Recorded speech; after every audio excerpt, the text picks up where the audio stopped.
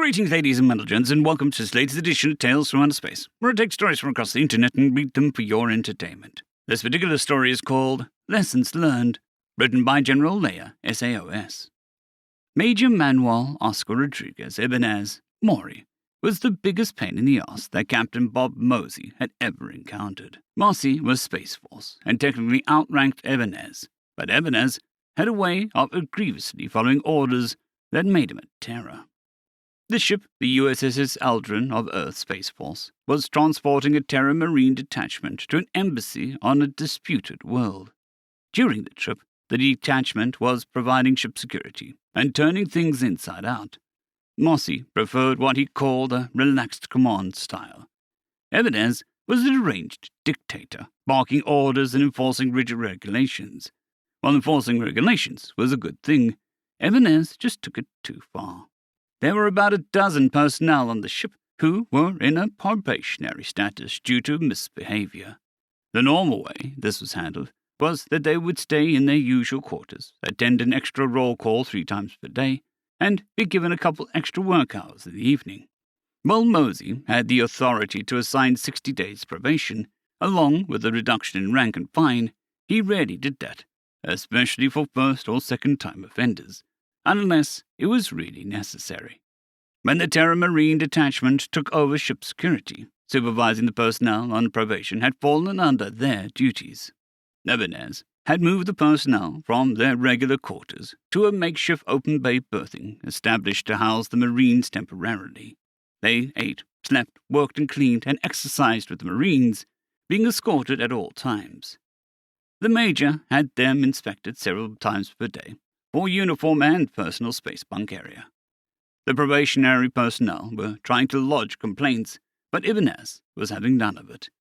Nothing that you are currently having to do is hazing or harassment.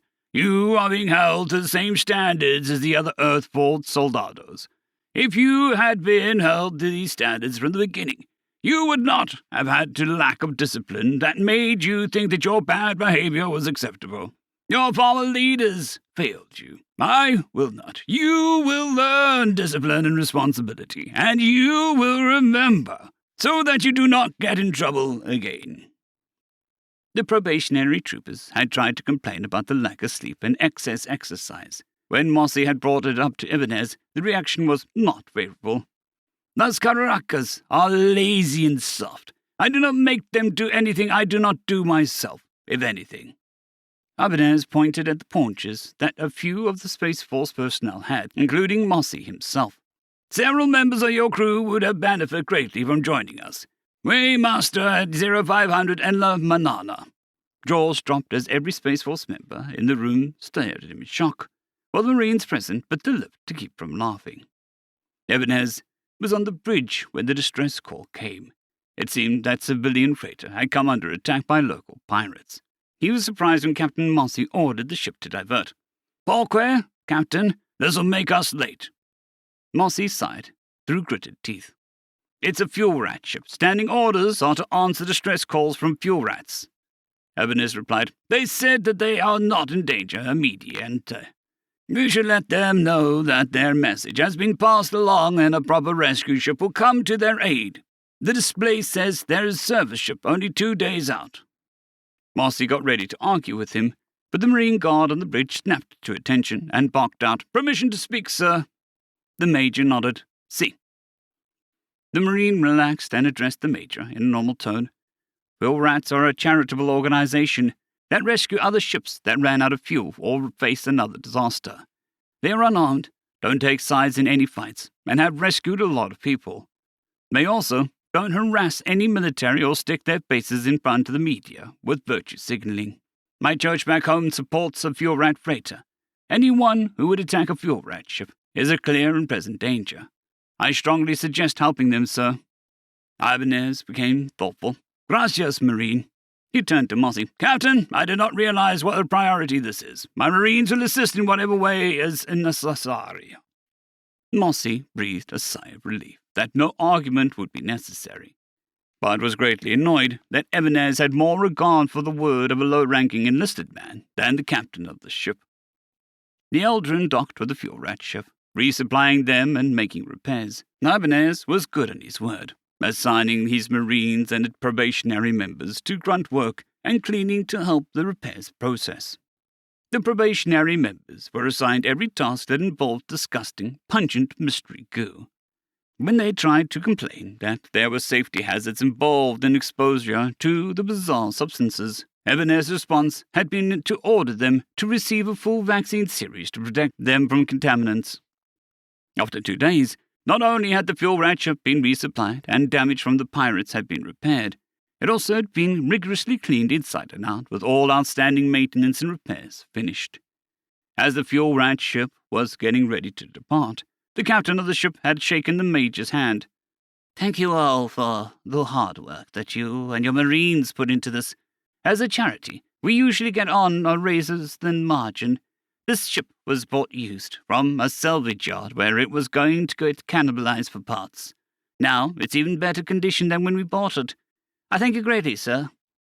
Ibanez nodded. "Actually, there is someone else you should thank." He looked at his assembled Marines until he saw the young private who had been on the bridge. "Wheeler! Venus Equa!" The young Marine came forward and snapped to attention. "Private Wheeler told me of your rats. It is because of him that this was done." The captain shook Wheeler's hand. "That's great, son. If there's anything I can do for you, let me know."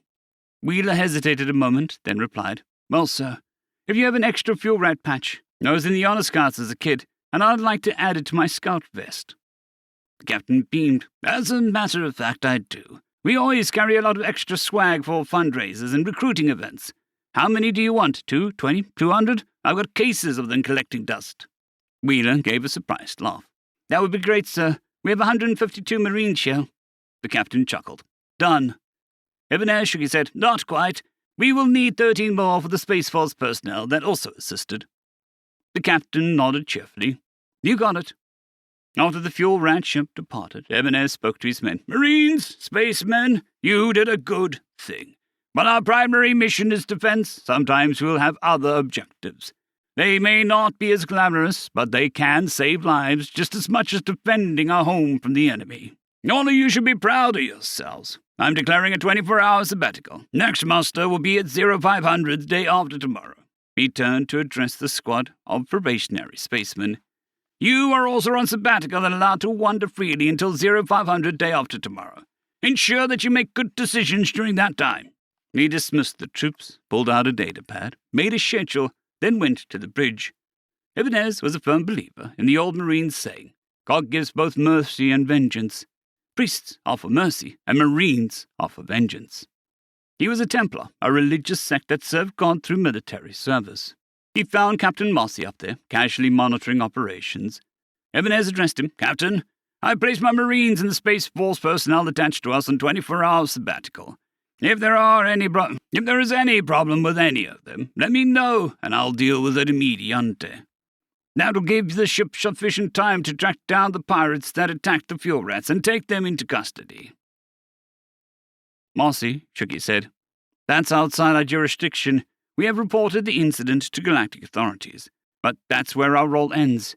We are not law enforcement, and the attack is not a hostile act directed against Earth.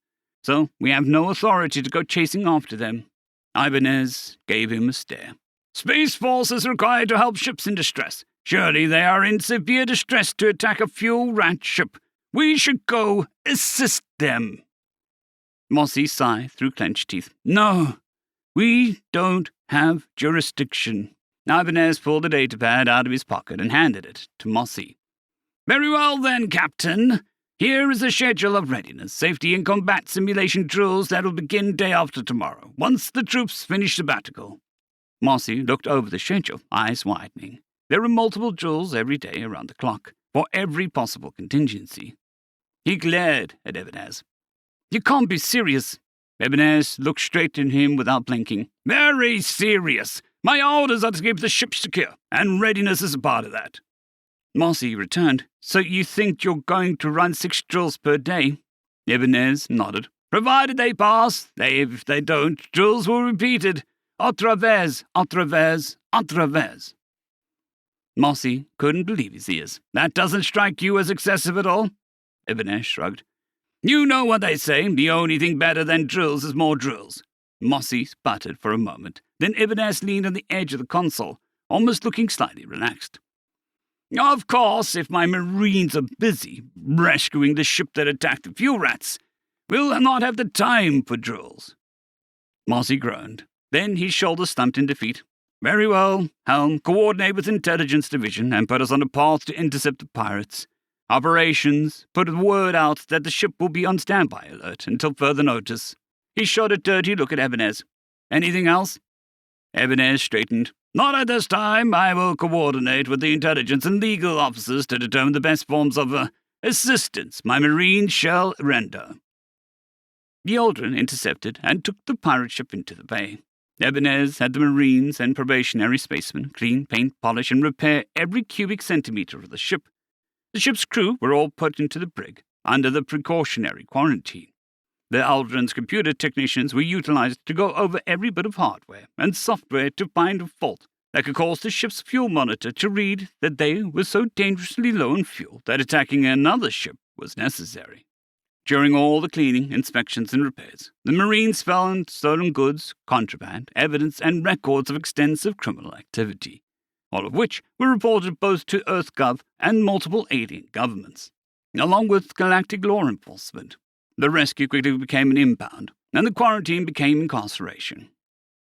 The ship and crew were turned over to the galactic authorities, with the Marine attachment being offloaded at their own destination 3 days later. Captain Mossy was eager to see them go before leaving. Ibanez had a final word to the probationary spacemen.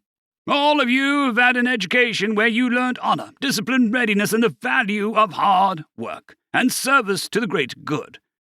What you did before does not matter. The important thing is that you move forward and make good decisions. That is why I am giving you these patches from the fuel rats. Keep them and remember what you have learned. No one else can ever take your honor, which is the true measure of your worth.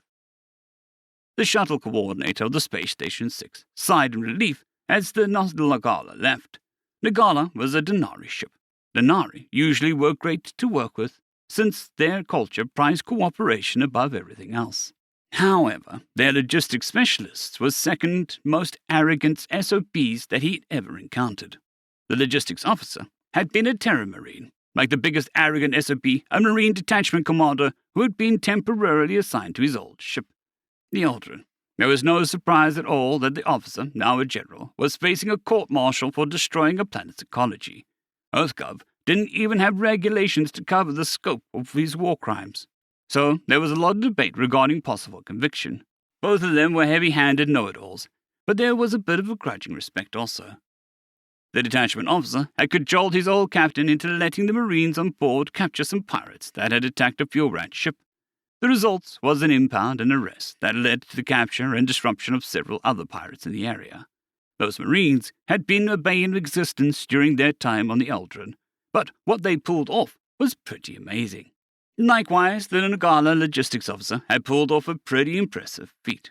A station cargo forklift operator had accidentally crashed into a shuttle ramp. The logistics officer had saved one person, sort of, from being crushed by the cargo that spilled from the forklift. He did this despite suffering his own injuries, cracked ribs, broken leg, cuts and other injuries to his hands, a concussion, and getting electrocuted by the snapped live wire. It was no wonder that he had collapsed immediately after. The mystery was how he had survived. The good thing that came out of it was that the Nagala captain had decided that the logistics specialist was no longer allowed to deal with the station directly. There would be a liaison dealing with the grunt to prevent more conflicts and accidents. The Nagala captain had come to the shuttle coordinator, asking about likely scenarios if they got EarthGov to help them with their ongoing dispute with the Unla. He rubbed his hand over the faded old fuel rat patch on his upper sleeve. Anything that could possibly involve messing with Terra Marines wasn't just a bad idea, but the worst idea in the history of bad ideas. End of story.